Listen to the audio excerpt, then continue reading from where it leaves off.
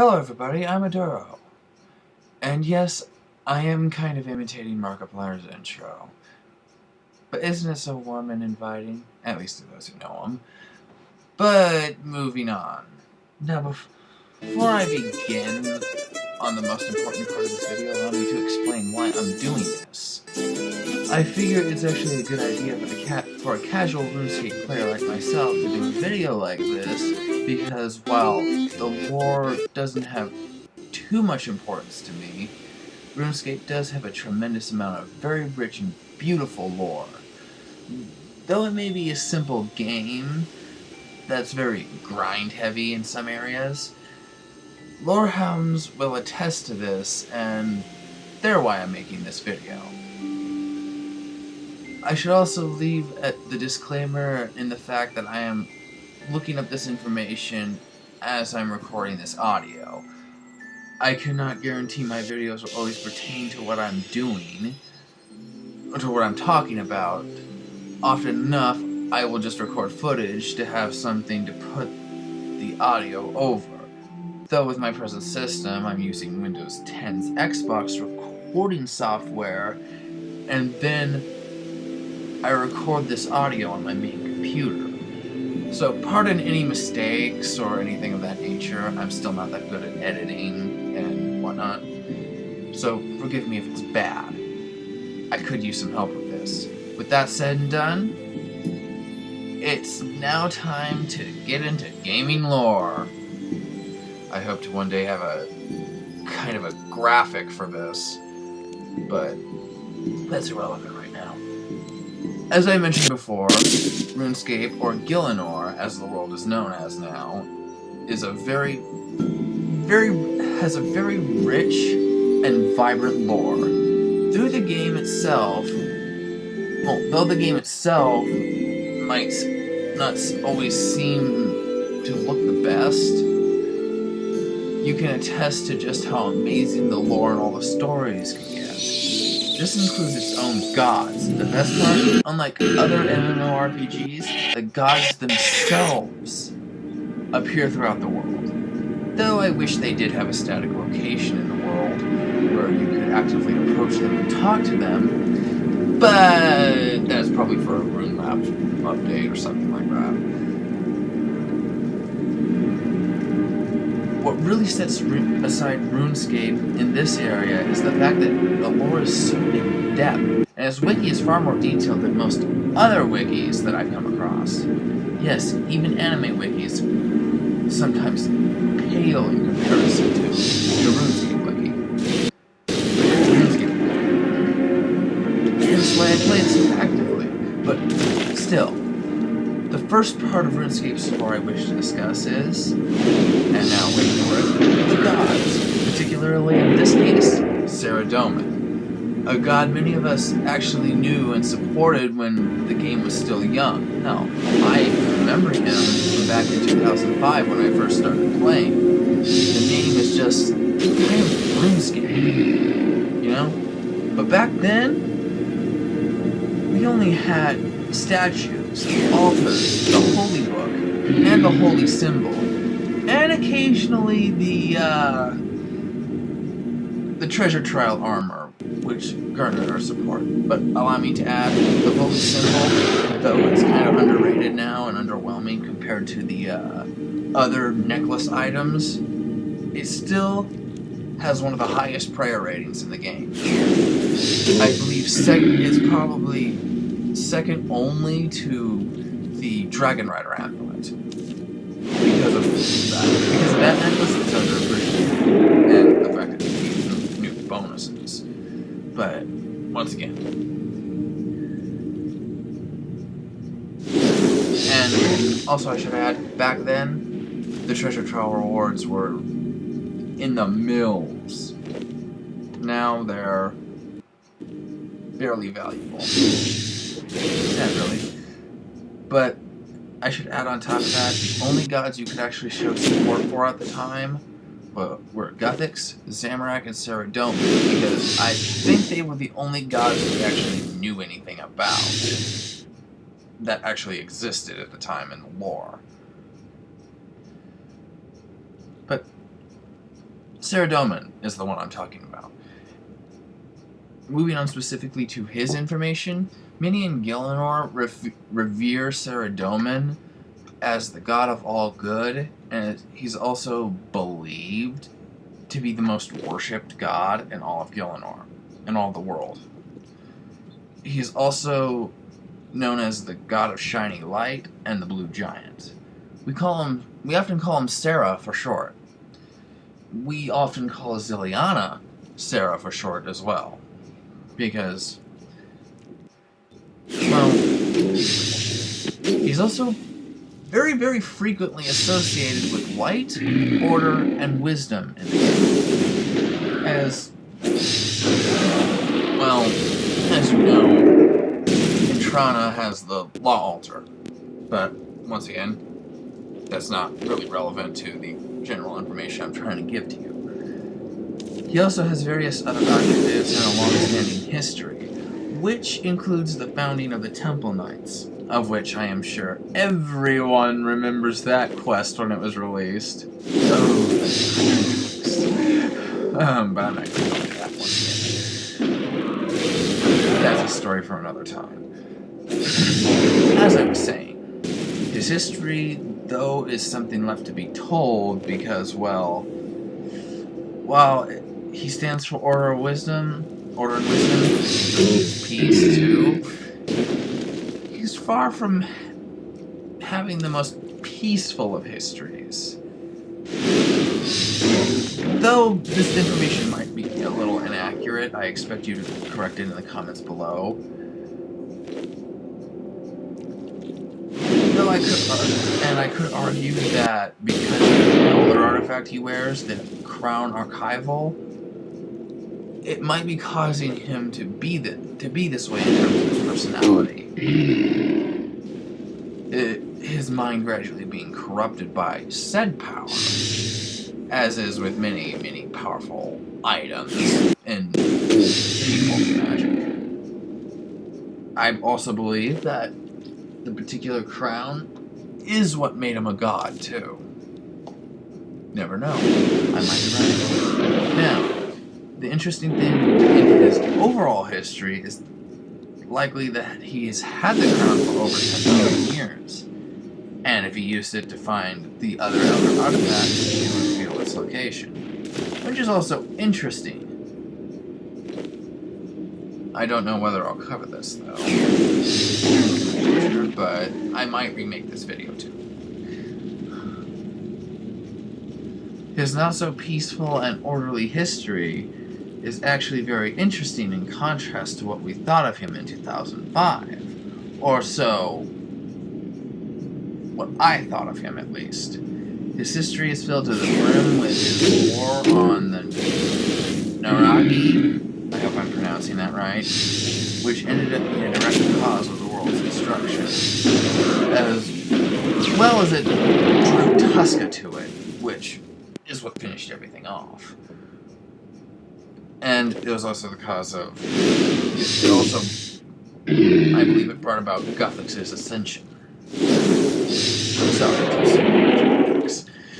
but still, it doesn't excuse the damage he's done to all those worlds, including Gielinor, which is still on the list. It doesn't excuse him for the crater one of the gods created, or the damage he did to Lumbridge in general during the Battle of Lumbridge, and forcing the Naragi to bow to him when they were treating him with respect in the long term, I should say.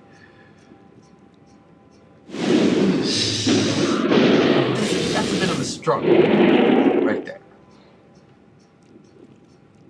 And the fact he causes so much damage in his relentless pursuit of order and peace is a testament to why I do not like him. Though, we all have our shortcomings. He is also a Tier 3 god in Gielinor, and a human as well. The only human god that we know of right now. There could be more. Never know. Well, there was V, but I don't know what about it. I gotta play through the quests. On top of that, He also did the thing that I don't like about him even more. He waged war with Saros! At least I think he did. Let me actually look for a moment.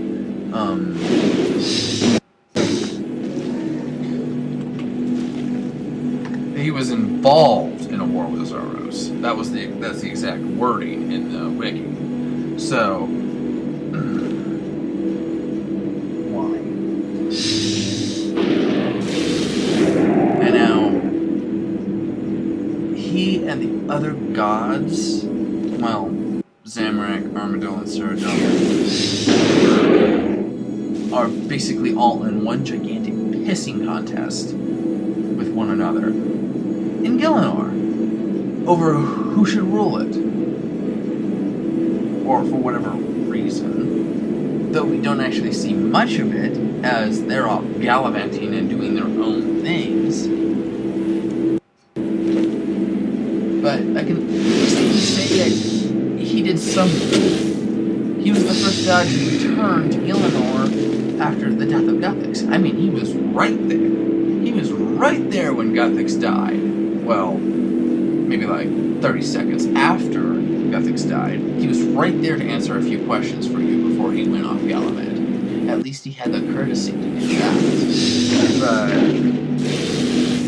But still, his personal history also includes playing a very important, very critical role in the death of chivalry, which mind you, actually showed off his personality to me and helped me realize I am supporting the wrong god.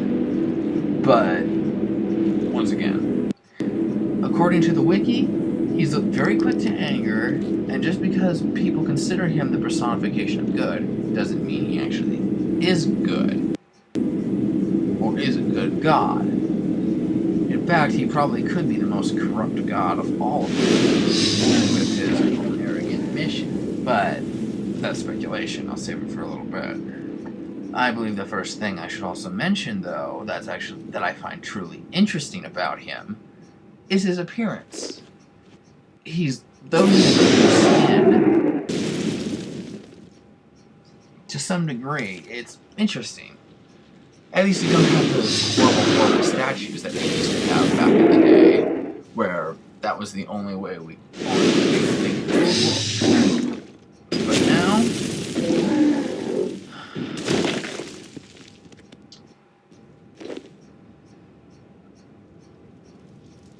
I believe I should also get into my personal feelings about him. Initially, back when I first started playing, back in 2005, I should say, I actually willingly followed him. I thought he was a good god. But then again, I wasn't as enlightened as I am now about how I view higher powers. So, after playing through Death of Chivalry just once, and learning a little bit about his personality, I immediately dropped support of it. I found out that he was actually not quick to... It's not the fact that he's just quick to anger, but he's so arrogant. He's such an arrogant prick. I mean, seriously, you know how cocky he is? Yes, he's a tier 3 god, but he's the most arrogant. At least Zamorak is somewhat nice, though he's a little bit whiny. He's nice, and at least Zaros is helpful. Zaros is awesome, by the way. Support Zaros all the way. But, once again, after my experience with him, I shifted my status. I actually became a true world guardian in this game. I support Guthix. I support Zaros. I support Saren because, well, he's interesting. I don't know what he was, though. We'll put them all later.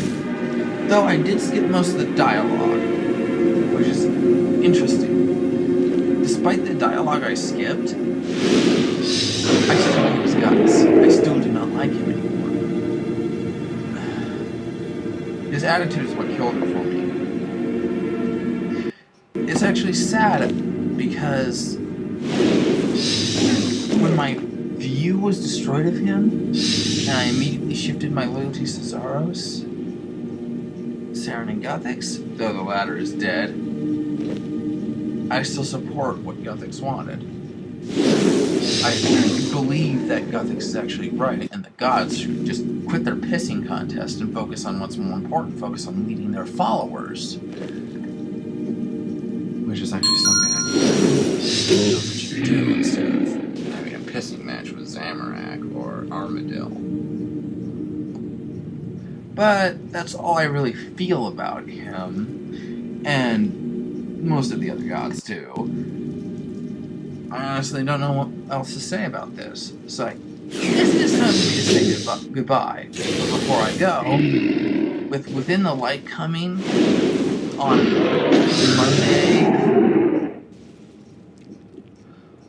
Monday, August. Hold on one second. On Monday, August.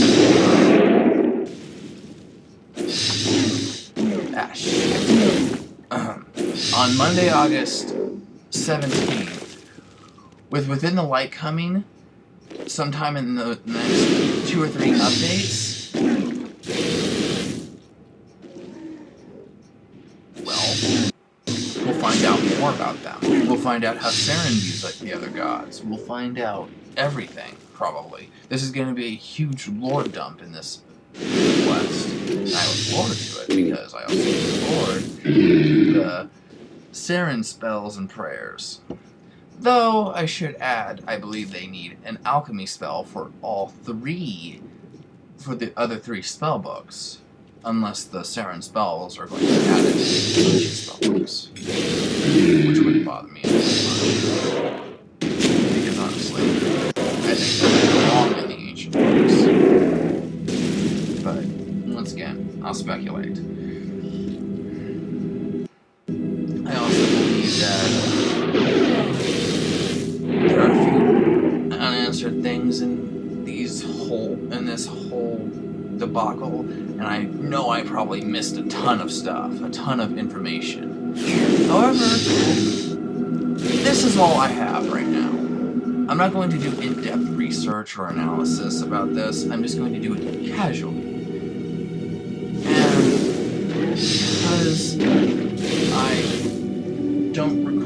because I pre-record my audio before I record the video, I might not be doing anything particularly pertaining to Saradomin or anything like that at the time, depending on what you want to see in the video.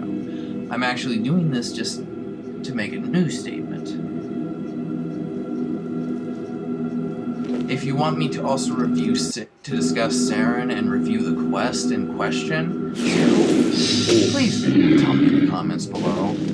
But until then, please be sure to like, comment, share, and subscribe to my channel if you want to see more. And I'll actually try to bring out videos more frequently. Usually after I write something, I'll probably go into recording an audio or setting up a script. So, this is kind of tough to get into, I must admit. YouTube is a tough medium to get into at first. You gotta find your base, etc. So, and I should also add, I also really apologize if this video is bad. I don't do much editing, I just kind of combine the video and the audio tracks, and then I post it. So, I'm sorry if it sucks, but I do need help with this, or I do need to learn some basic editing skills. So, until then, please forgive me. Please forgive the fact that my videos suck. Until then, I will see you in the next video. Farewell.